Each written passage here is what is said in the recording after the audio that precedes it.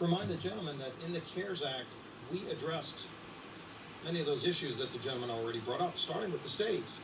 In fact, I don't know of a single state in this country who has spent all the money we sent them.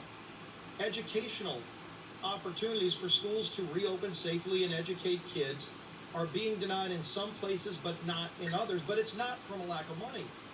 There's not a single school system I've heard from who says, my state where we sent them the money, and by the way, they've still got millions and in some cases billions of those dollars sitting in their account, idle, that can be used today to safely reopen schools. If the state chooses not to do it, or if the school system chooses not to do it, that's on them. But they're denying those kids opportunities. And we're seeing report after report, scientific studies, the American Academy of Pediatrics, talking about the damage that's being done to our young children by being denied the opportunity to go back to school in classroom and learn.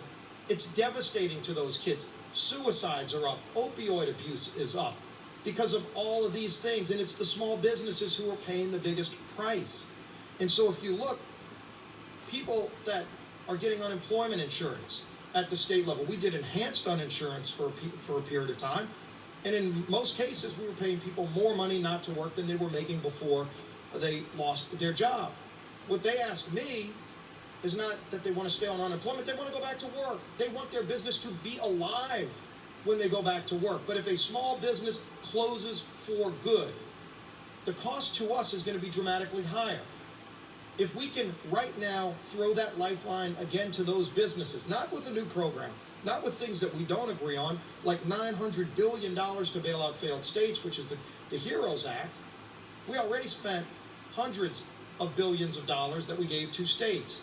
And like I said, I think every single state still has some of that money left. Some have billions of dollars of that money left. So the idea that we're going to hold up relief to small businesses who are closing every day, hundreds of thousands, a third of every small business in the state of New York are gone for good.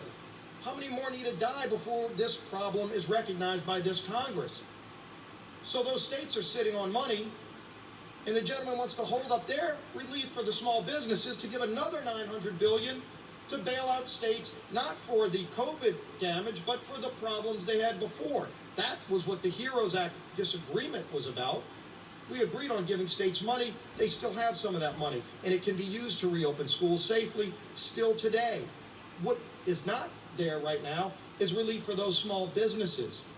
And so when you look at all of these different things, the vaccine, they're not waiting on approving a vaccine based on more money coming in. We put money in the CARES Act, and President Trump spent it effectively on Operation Warp Speed to get us to a point now where we have two, not one, but two major Pfizer, Moderna, ready to go. FDA is about to approve two different vaccines, and it's being mass produced today. We're not waiting on money to mass produce it.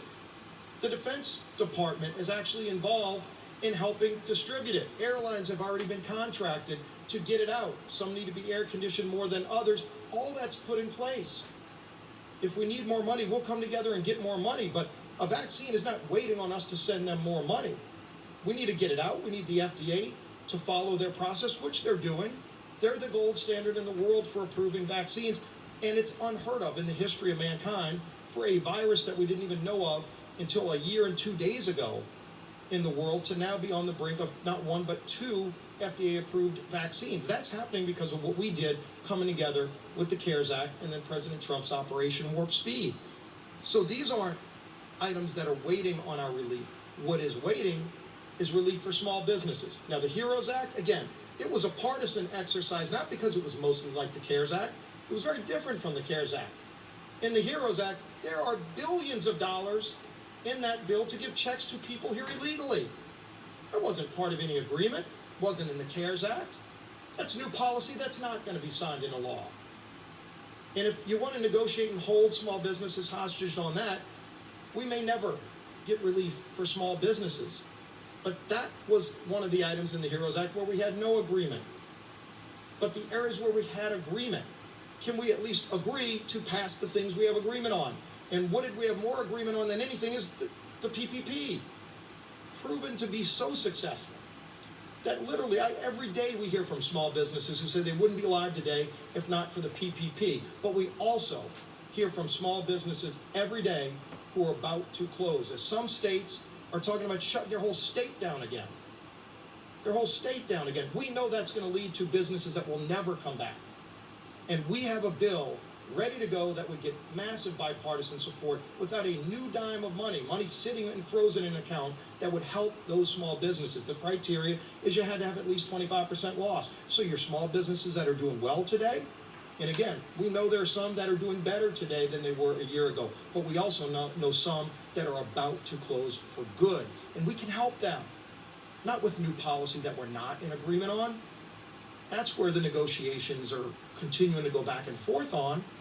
But if there's something we all agree on, do we really need to hold that hostage when that means that many of those businesses will never come back? This isn't something, we could have done this in September. It was brought up in September. It's not a new item.